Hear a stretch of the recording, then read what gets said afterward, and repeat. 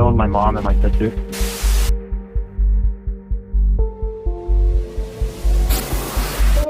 Fear of the dark.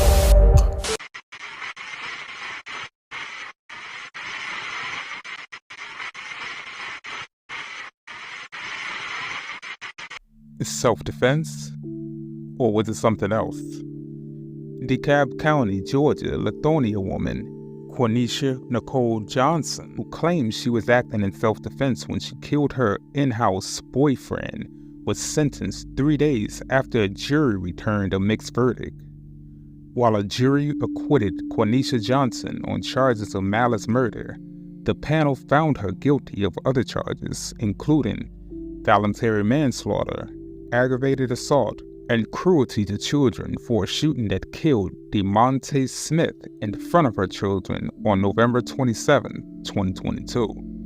Was she really defending herself from her boyfriend? Or is this already her plans? Well, let's take a deep dive and let's figure this out together. On November 26, 2022, Johnson had gone out clubbing with her friends and left her 3 children with DeMonte Smith, 29, the father of her youngest child. Smith expected Johnson to return at 6 a.m., and when she did not return, he called her several times. The report released detailed that Smith was worried because Johnson had called him earlier that night and said she and her friends got into a fight with other people in the club. Smith then called several of Johnson's family members who were similarly worried, as Johnson's phone had been turned off. They all called local hospitals and jails looking for her. At around 9 a.m., November 27th, Johnson turned her phone back on and saw text messages from Smith. She then called her family members, who conference called Smith into the conversation. An angry Smith then threatened to hit Johnson when she got home, prosecutors said. Johnson then called 911 and asked for police to escort her to her home on Elderberry Lane in Lithonia, which is about 20 miles east of Atlanta. When she returned home about 2 hours later, one of the DeKalb County police officers who responded told her to put her gun in her car. She told the officer there were no other weapons inside of the home. Smith then came outside, where he and Johnson argued in front of the officers. The officers tried to resolve their dispute, but say Johnson continued to talk over them and was combative with them. The officers sent Johnson and Smith inside of the house to calm down. As she walked inside, Johnson asked the officers what would happen if she shot Smith in self-defense and told them that she already looked up the laws about self-defense. However, Johnson came back outside, grabbed a metal tire rod and gun from her car, and returned to the home. She told one of her children to call 911 and say that Smith had hit her. Johnson hit Smith in the head with a tire rod and then shot him. The gunshot can be heard on the 911 recording, and Johnson repeatedly saying "bye" to Smith, prosecutors report in the release. Smith went outside to find the police officer and told them, "She hit me in the head with a metal thing and then shot me. Hurry up before I die," Smith said, then collapsed. While questioning Johnson at the DeKalb County Police Headquarters, the woman confessed that Smith had not hit her that day. Investigators had also learned that Smith had requested a share ride and died before it scheduled to arrive at the home. After the jury found Johnson guilty, a Superior Court judge sentenced her to 5 years in prison and 5 more under house arrest, followed by 10 years on probation.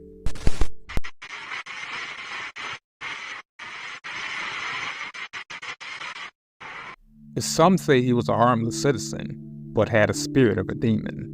Andres Mendoza, a 72-year-old man who was arrested at his home in a Atizapan slum on the outskirts of Mexico City, in the Lomas de San Miguel neighborhood in the municipality of Atizapan de Zaragoza on Saturday, May 15, 2021, after police discovered the decapitated body of 24-year-old Reina Gonzalez in a makeshift basement at his home. Mendoza has confessed to the murder of multiple women. The harrowing details involving serial murder and cannibalism have been detailed across social media outlets since Mendoza's arrest, and videos of him peeling off the scalps and faces of his victims and eating their body parts have allegedly been recovered. Gonzalez, a mother of two, married to a local police officer named Bruno Portillo, had been reported missing the previous day. She had left to go to Andres Mendola's house at around midday to buy parts for cell phones but failed to return home. Mendoza was a friend and had gotten to know Gonzalez through her cell phone business. He had gained her trust by bringing her cell phones to fix. Surveillance footage showed that Gonzalez entered Mendoza's residence but did not leave. When she did not come home, Bruno Portillo made his way to Mendoza's house to question him about her whereabouts. The officer became suspicious when Mendoza refused to let him come inside of the house, and that led him to return to the city to report his wife missing. He came back with more officers who showed up to the residence and gained access.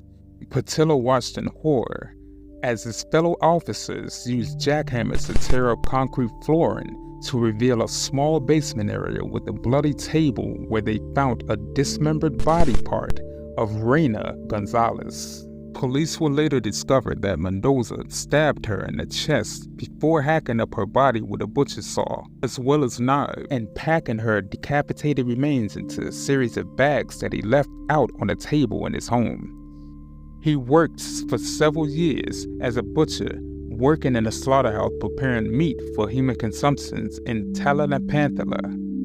This was one of the reasons why he had knowledge on how to dissect and cut the bodies of his victims.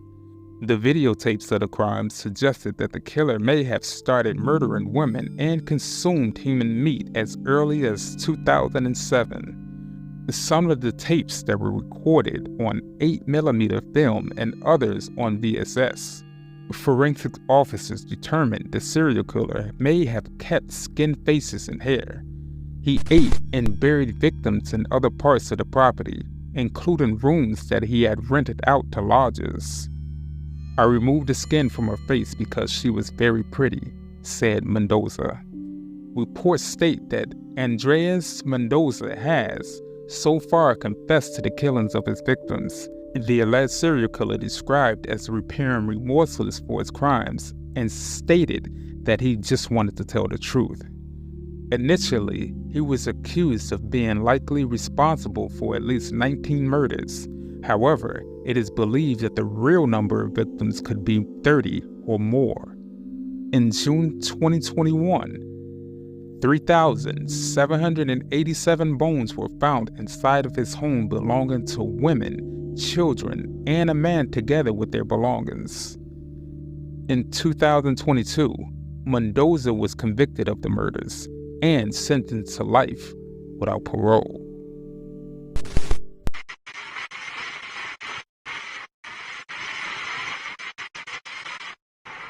The assault and murder of Junko Furuta is considered one of the most heinous crimes in Japanese history. Junko Furuta was a 16-year-old Japanese girl who was subjected to 44 days of assault and torture before dying at the hands of her killers from November 25, 1988 to January 4, 1989. Junko Furuta attended a high school in Misato, Saitama Prefecture, Japan. She was a beautiful, active teenager who enjoyed a lot of attention, which made some people jealous. She did not smoke, drink alcohol, or take drugs, which was seen as very unpleasant in the eyes of many gangster-like teenagers. One of them was Hiroshi Miyano, which was in love with her, but he didn't seek a relationship because Junko constantly rejected him. Hiroshi was the bully of the school, and no one dared to object, but Junko was the only one that said no. On November 25, 1988, Miyano and Minato wandered around Misato with the intention of robbing and assaulting local women. At 8:30 p.m., They spotted Feruda riding her bike home after she had finished a shift at her job. Under Miyano's orders, Minato kicked Feruda off of her bike and fled the scene. Miyano, under the pretense of witnessing the attack by coincidence, approached Feruda and offered to walk her home safely. But little did she know, these boys had an evil plan that no one could ever expect. They forced her to follow them and threatened her that they would kill her if she refused. The boys took Junko to the house owned by the parents of one of the kidnappers in a Yashi neighborhood of Adachi, Tokyo. They forced Junko to call her parents and tell them that she ran away and she stays with a friend. Unable to understand what was coming and very frightening, Junko did exactly as she was told. Miyano then called 3 of his friends, including Minato, to brag about the assault, and she was forced to endure brutal, untold sufferings. She was humiliated by being kept naked most of the time. She was assaulted every day. It believed that more than 100 men assaulted her, counting 500 assaults. At one point, she was abused by 12 different men within a day. Physical beatings, including hitting her with golf clubs and slapping her, making her face hit the cement floor. Often to provoke her assailants, she was forced to masturbate in front of them and the guests. The 16-year-old had various objects forcefully inserted into her orifices, including a bottle, an iron rod, scissors, etc.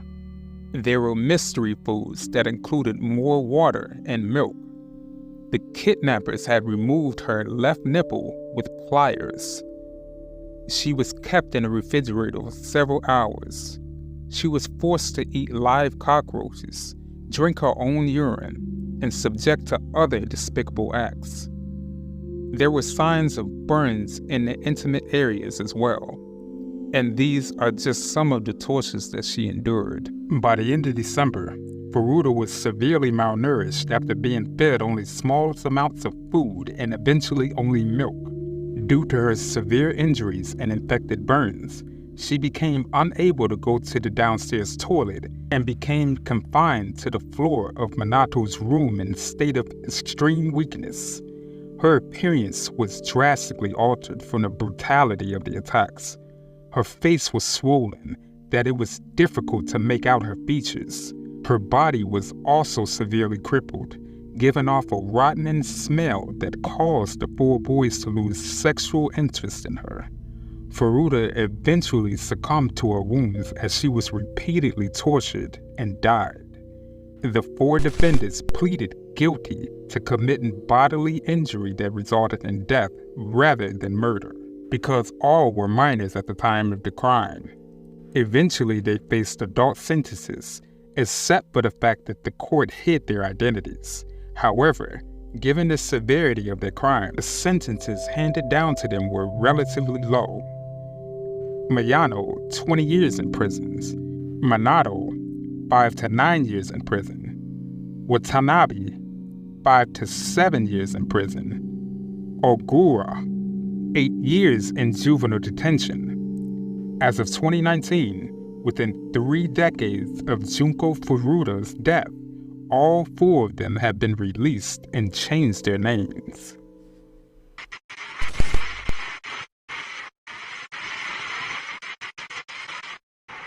Good evening, everyone. This is Yuri K, and this is the end of the video. Please leave a comment and let us know your opinions on the matter. If you happen to like this content, please check out our other videos. Make sure you like and share amongst your friends and family to help our community grow. You happen to be new to this channel? Please make sure you subscribe. It's free and you can always change it in the future. You have some terrifying story suggestions? If so, make sure that you send it to my email, fearofthedarkstories@gmail.com, and I'll feature it in a future segment. But you guys stay safe out there, and remember to always be afraid of the dark.